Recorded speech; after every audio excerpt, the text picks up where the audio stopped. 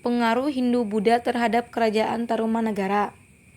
Disusun oleh Rafida Kirana Nuswantari dengan NIM 20131500024 dan Wulansari dengan NIM 20131500027. A. Asal-usul Kerajaan Tarumanagara. Kerajaan Tarumanagara didirikan oleh Jayasinghawarman yang datang dari India setelah mengalami peperangan. Dalam naskah sejarah yang ada di Wangsakerta dikatakan jika pada abad ke-4 Masehi, Nusantara telah didatangi oleh sejumlah pengungsi dari India. Orang-orang ini mencari perlindungan dengan pergi ke Nusantara akibat adanya peperangan besar yang melanda India. Umumnya pengungsi tersebut berasal dari Calangkayana dan Palawa, India. Salah satu rombongan tersebut dipimpin oleh Jayasinghawarman atau seorang Maharesi. Setelah mendarat di Indonesia dan mendapatkan persetujuan dari Raja Jawa Barat, Dewa Warman VII yang merupakan Raja Salakanagara, maka mereka membangun tempat pemukiman. Mereka membuatnya di dekat Sungai Citarum yang diberi nama Tarumadesya. 10 tahun berjalan, ternyata desa Taruma banyak didatangi oleh orang-orang. Tak heran, pada catatan sejarah Kerajaan Tarumanagara, desa ini menjadi salah satu daerah yang besar, hingga akhirnya wilayah yang hanya setingkat desa berkembang menjadi sebuah kota. Hal inilah yang membuat Jayasinghawarman membentuk sebuah kerajaan bernama Kerajaan Tarumanagara yang ibu kotanya berada di Sundapura. Menurut Prasasti Tugu pada tahun 417 Masehi, daerah kekuasaan Kerajaan Tarumanagara meliputi Banten, Jakarta, Bogor, dan Cirebon.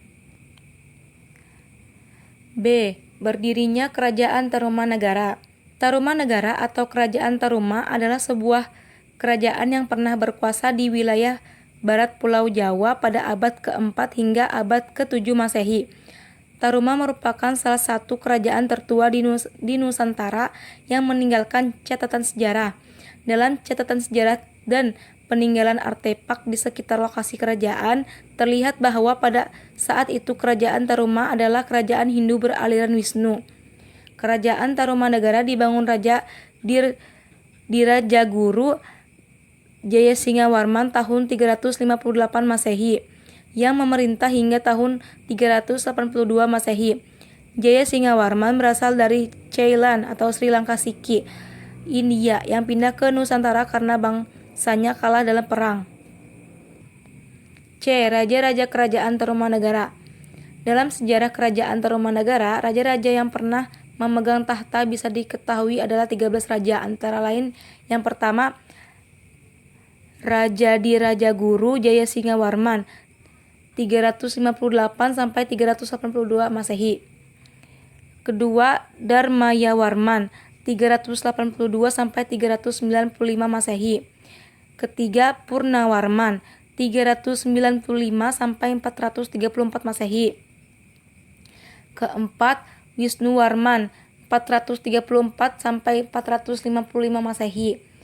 5. Indrawarman 455 sampai 515 Masehi. 6. Candrawarman 515 Masehi sampai 535 Masehi. 7. Suryawarman 535 sampai 561 Masehi.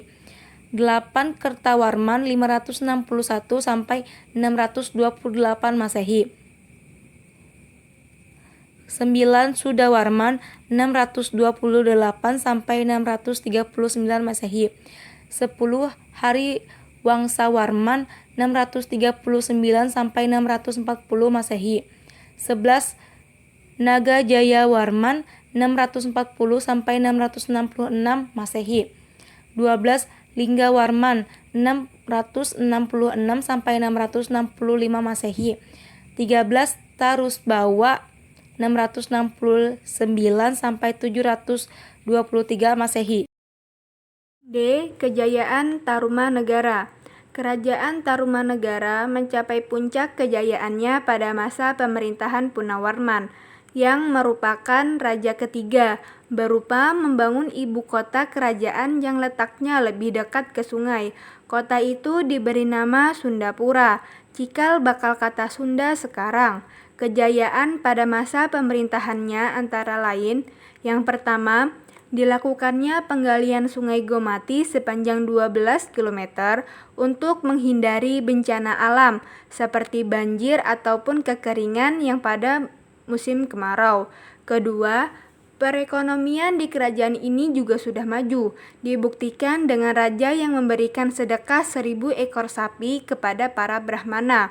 Ketiga, penduduknya hidup dengan cara bertani, dan sistem pemerintahannya pun sudah teratur. Keempat, di bawah kekuasaannya pula ada 48 kerajaan daerah yang dikuasai Tarumanegara. Wilayahnya meliputi hampir seluruh Jawa Barat, mulai dari Banten, Jakarta, Bogor, dan Cirebon. Kelima, menjalin hubungan diplomatik dengan Cina. Dengan adanya hubungan diplomatik tersebut, berarti juga terjalin hubungan perdagangan dan perlayaran antara Tarumanegara dan Cina. Keruntuhan Kerajaan Tarumanegara. Pada tahun 669 Masehi, Raja Lingawarman yang baru berkuasa selama 3 tahun wafat. Tahta kerajaan secara otomatis jatuh ke tangan menantunya, yaitu Tarus Bawa. Pergantian kekuasaan ini menandai akhirnya kerajaan Tarumanegara, karena Tarus Bawa lebih menginginkan untuk kembali ke kerajaannya sendiri, yaitu Sunda, yang sebelumnya berada di bawah kekuasaan Tarumanegara. Atas pengalihan kekuasaan ke kerajaan Sunda ini, kerajaan Galuh tidak sepakat dan memutuskan untuk memisahkan diri. Dengan begitu, wilayah bekas kerajaan Tarumanegara kemudian dibagi menjadi dua, yaitu Kerajaan Sunda dan Kerajaan Galuh, dengan Sungai Citarum sebagai pembatasnya. Peninggalan Kerajaan Tarumanegara. Kerajaan Tarumanegara terdiri dari 7 buah prasasti, antara lain ditemukan di daerah Bogor, yaitu Prasasti Ciaruton, Prasasti Kebun Kopi, Prasasti Jambu, Prasasti Pasir Awi, dan Prasasti Muara Ciaten. Di daerah Jakarta, yaitu Prasasti Tugu dan Prasasti Cilincing.